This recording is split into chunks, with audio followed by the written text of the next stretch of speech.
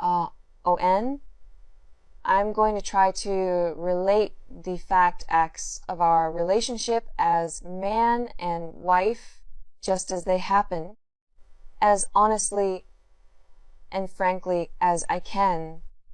It's probably a relationship without precedent. My account of it will provide me with a precious record of something I never want to forget.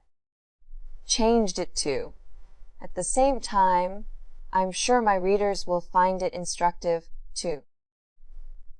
As a Seoul grows increasingly cosmopolitan, Koreans and foreigners are eagerly mingling with one another.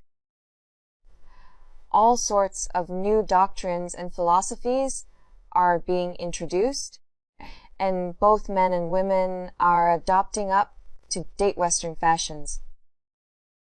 No doubt, the times being what they are, the sort of marital relationship that we've had unheard of until now will begin to turn up on all sides. In retrospect, I can see that we were a strange couple from the start. It was about 7 years ago that I first met the woman who is now my wife.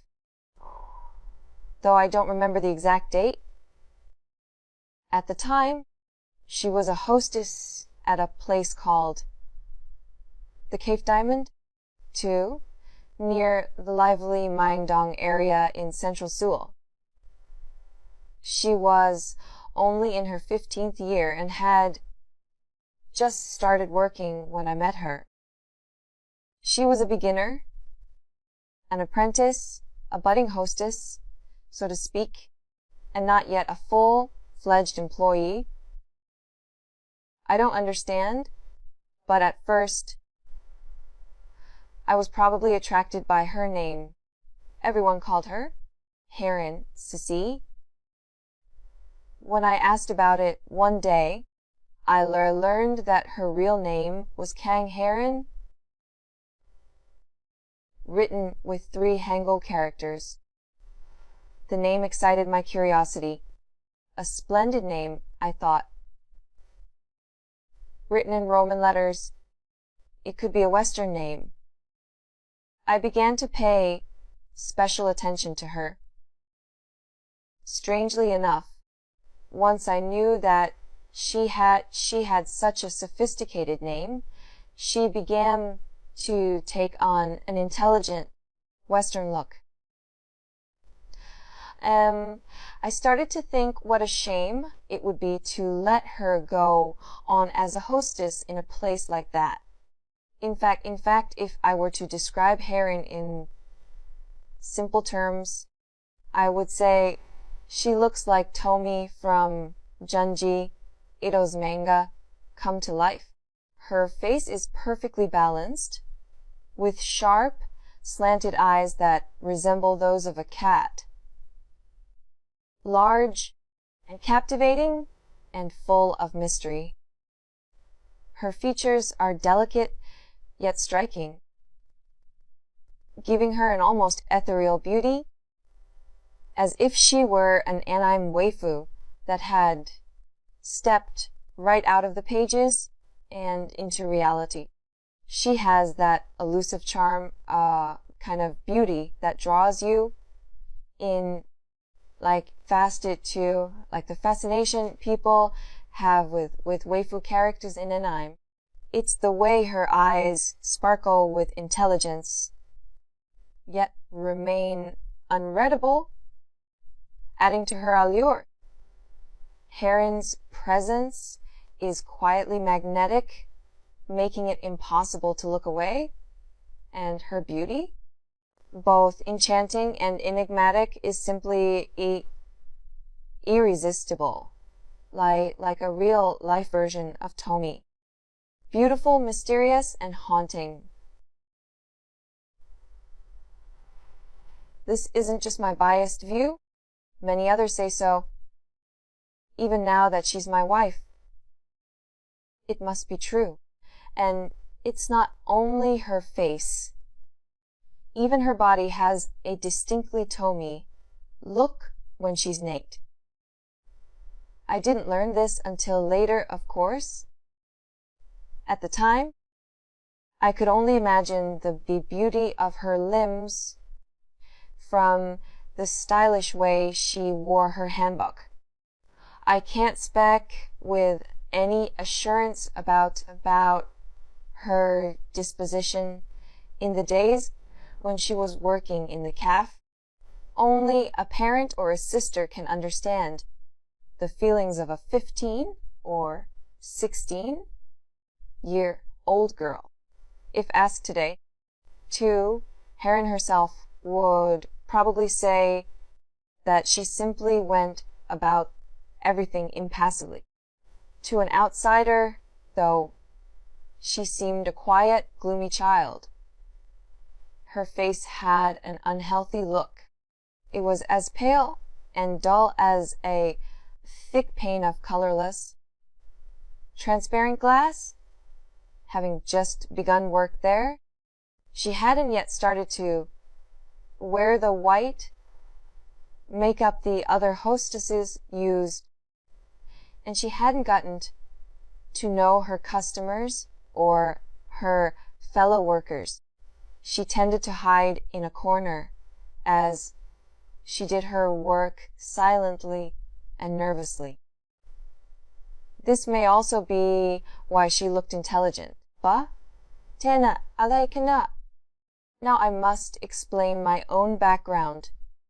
At the time, I was the head of the HR department at a large corporation in Seoul, earning a substantial salary, which was well above the average for someone in my position. I was born in Seoul, and after finishing my studies, I quickly advanced in my career to establishing myself as a key figure in the company. I lived in a high-end apartment in a prestigious district of the city, a far cry from the boarding houses I had once known. My life was relatively easy, especially compared to others. Though I was the eldest daughter, I had no obligation to send money to my parents or siblings.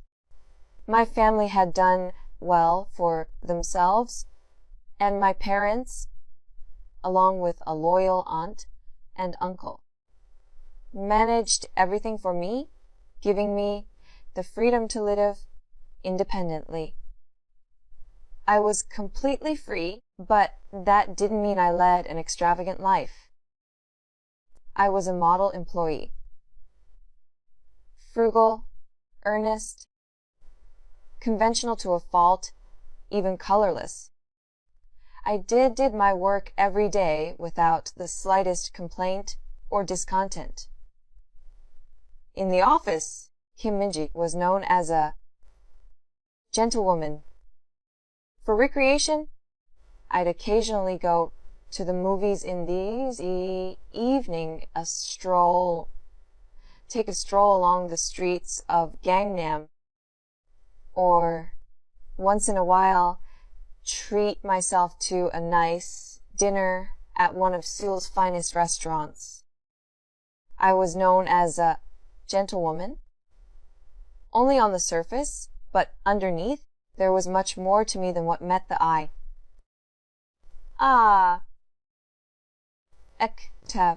Once in a while, Haeriine would appear before my eyes. My original plan, then, was simply to take charge of the child and look after her. In that case, why didn't I find a bride from a respectable family and set up a proper household? This requires a detailed explanation. I was a commonsensical person who didn't like to act recklessly. Indeed, was incapable of doing so, and yet I held rather advanced, so sophisticated opinions about marriage. People tend to get all stiff and ceremonious when someone mentions marriage. First, there has to be a bridge maker who tries in roundabout ways to learn what the two sides are thinking. Next, amai is arrange a formal meeting of the two parties. If neither side has any objections, an official intermediary is chosen to engagement gifts are exchanged, and the trousseau is carried to the groom's house. 2. Then there is the bridal procession, the honeymoon trip, and the bride's ceremonial visit to her parents. A very tiresome set of formalities, which I thoroughly disliked. If I'm going to marry, I thought, I'd like to do it in simpler, freer manner. Moreover, to make friends with a young girl and observe her development day by day while we lived a cheerful, playful life in our own house. That, it seemed to me, would have a special appeal quite different from that of setting up a proper household. In short, Haeriine and I would play house like children. It would be a relaxed, simple life, not the tiresome existence associated with maintaining a household. This was my desire. The household in modern Seoul requires that every cabinet, brazier, and cushion be in its proper place. The chores of husband, wife, and maid are fastidiously distinguished, hard to please neighbors, and relatives must be humored. None of this is pleasant or beneficial to a young office worker, as it requires a good deal of money and makes complicated and rigid and what should be simple. In this respect, then, I considered my plan an inspiration of sorts. I first spoke of it to Haeriine after I'd known her for about 2 months. During that time, I'd gone to the Cafe Diamond whenever I was free and contrived as many opportunities as possible to talk to her. Haeriine was fond of the movies and would go with me on holidays to a theater in the park. Afterwards, we'd stop for a bite of Western food or some noodles. Even on these occasions, she hardly said a word. She usually had a blank, sharp expression on her face, like a stray cat that sees the same person coming at the same time every day, knowing they'll bring food. Just like a cat, she would occasionally stare at me silently without saying a word. I couldn't tell whether she was happy or bored. Yet she never said no when I invited her. All right, sure, she'd reply docilely and follow me anywhere. I didn't know what sort of person she thought I was or why she came with me, but she always supposed she was still a child who regarded women without suspicion, and that her feelings were uncomplicated and innocent, too. My assumption was that she came with me because I took her to the shows she liked and treated her to dinner. For my part, I was a baby, sitter, a gentle, kindly aunt. I never behaved in any other way, nor did I expect anything more from her than that sort of relationship. When I recall them now, those fleeting, dreamlike days seem like a fairy tale, and can't help wishing that we could be the guileless couple we once were. Can you see, Haeriine, when there was no place to sit, we'd stand at the rear of the movie theater.